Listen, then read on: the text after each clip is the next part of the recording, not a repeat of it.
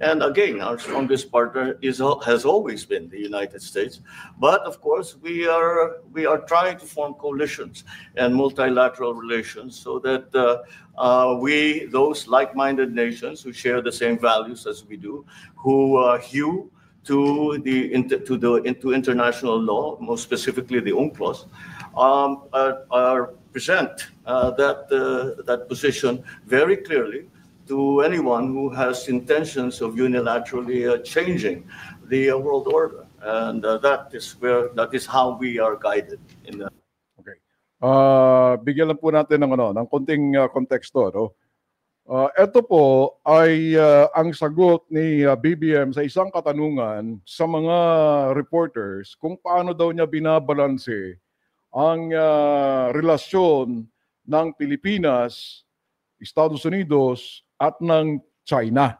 Ayun po ang konteksto niyan. Ano po? Pagpatuloy po natin. And I don't mind if he gets along with China because we're getting along with China very well. Well, it's an honor to be with this gentleman. You know, I've known him and I've known his family actually, but I've known him. And I assume you're from the Philippines? Are you from the Philippines? Yes, sir. That's good. You're very lucky to be from the Philippines, right? It's a great place. But we're going to have a very good relationship. I mean, I know you had some problems with another president, and it was not your fault. It was the president's fault. And the country was maybe tilting toward China, but we untilted it very, very quickly. Diyan ako natawa sa bandang yan. Napakinggan po ninyo, mga kaboses, etong sinabi ni Donald Trump. Dito, sigurado ako, iiyak na naman ang mga DDS, mga DDLs. Bakit po sila iyak? Ulitin po natin, ano ha? And it was not your fault, it was the president's fault. And the country was maybe tilting toward China, but we untilted it very, very quickly.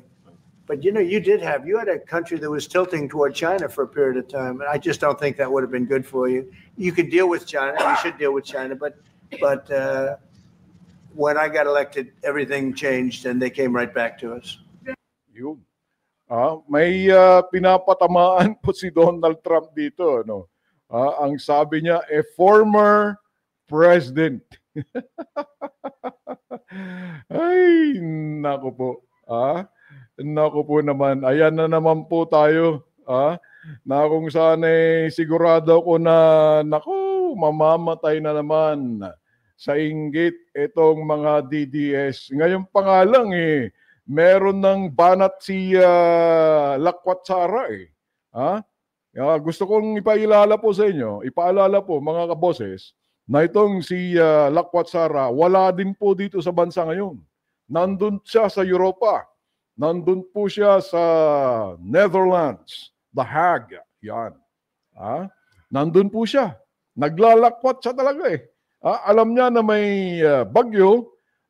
Alam niya na tayo po'y sinasalanta ng matinding pagbaha, pero siya nandun sa Europa, nagpapakasarap. Talagang naglalakwat siya, ano po.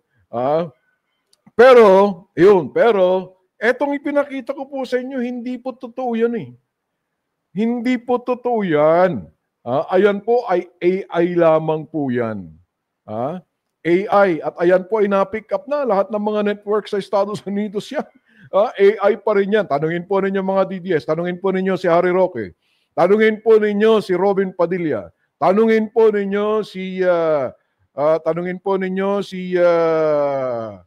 Marcoleta.